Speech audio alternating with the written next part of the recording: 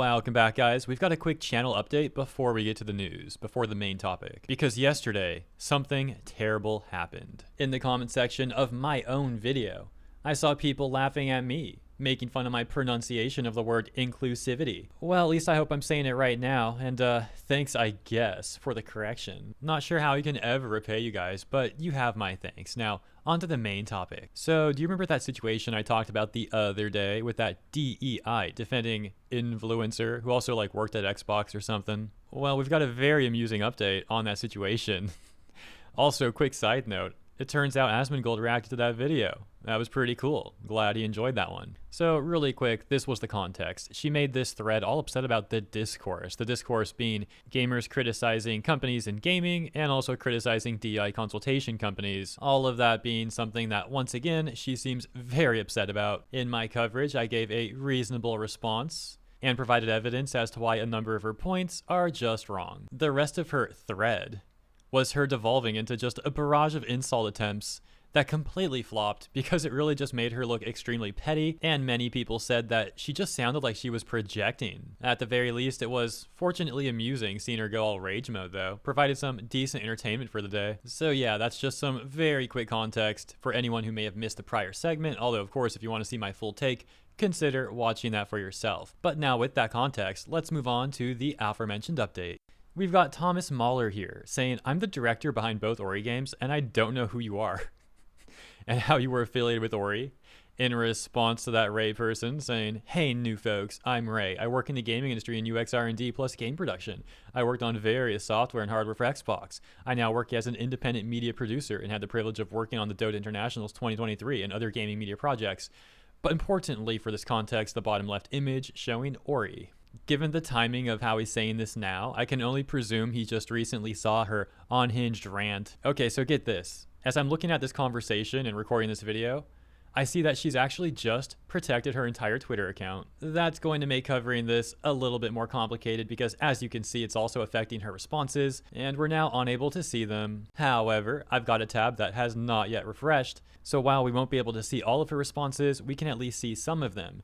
It looks like she responded to him saying, "I worked with Xbox user research. I was the URA for global publishing during 2018 to 2020. Nice to meet you. I also worked on various other titles during my time there, but got a better job opportunity on the Xbox community team." You've got to be kidding me. Why do we see so many community managers or community team people who are some of the most unhinged and angry at everything? It's seriously becoming a recurring theme. Anyways, that wasn't the only response that she made to him, because there's also this one where she said, "Oh, I have a question for you. Do you ever at any point feel Microsoft has shoved DEI expectations at you or pressured you?" Now she's reminding me of that Nat person from Godot, where after Asmongold gave a kind response, she then tried to get him in some sort of gotcha. It's funny how these people don't realize that they're the ones acting all crazy, and they try and pretend like everyone else is the problem. Going back to the situation with Ray, Thomas responded to her saying, "Well, that could explain it.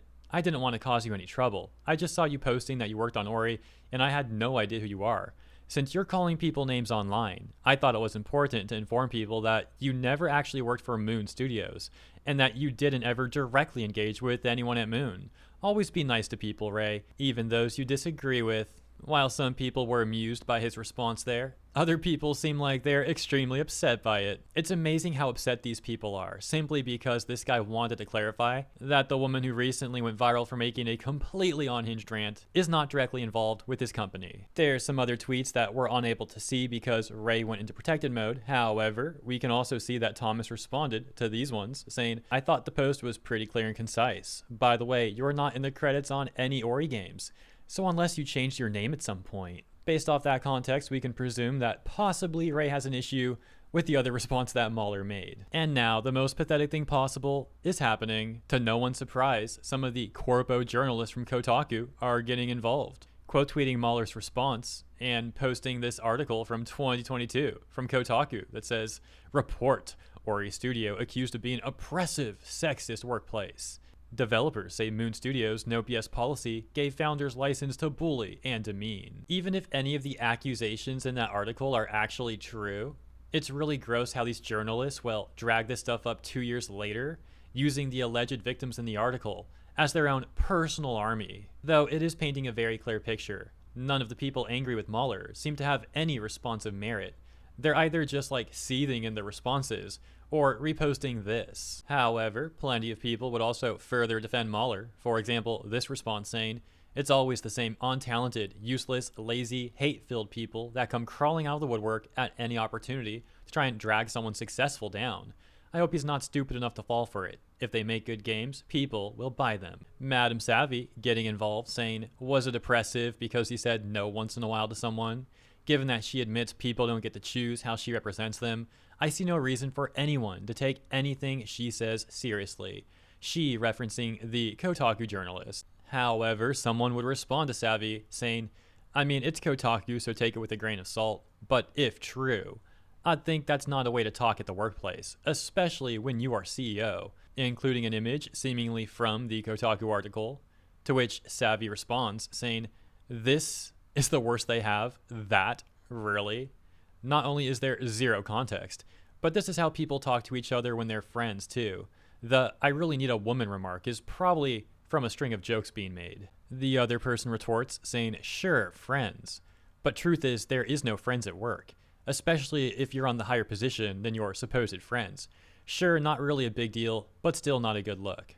And the current final response in this conversation here from Savvy saying, "People will value those words accordingly. If that's a red flag for you, that's totally okay. For me, it isn't. I'd actually hate to work at a place that didn't use that kind of language. You can still have corpo structure mixed with friend structure, just so long as you have respect for who's in charge at the end of the day. But everyone views workplaces different." So you saw this part, which is some of the evidence that they're trying to use against Mueller. However, there's also a little bit more than that.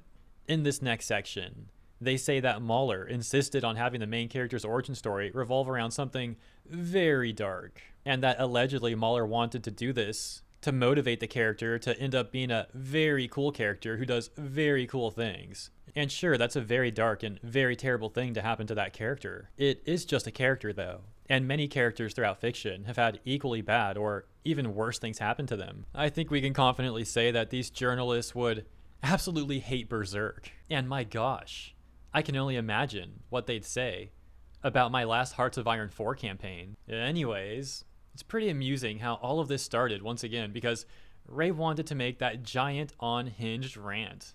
She just really wanted to defend DEI. Gotta defend those DEI consultation firms. Go figure that all of this would attract gaming journalists to run to her defense. Hopefully Ray will have some self-reflection while she's protected on Twitter and realize that all of this was really unnecessary and unhinged, and there's no reason to act like this trying to bootlick for these consultation firms and all that. Maybe she'll actually turn a new leaf. Let me know what you think about all of this in the comments, and as always, thank you so much for tuning in. If you enjoyed my coverage, please also consider liking and or subscribing to the channel. Appreciate you, and I'll see you in the next one.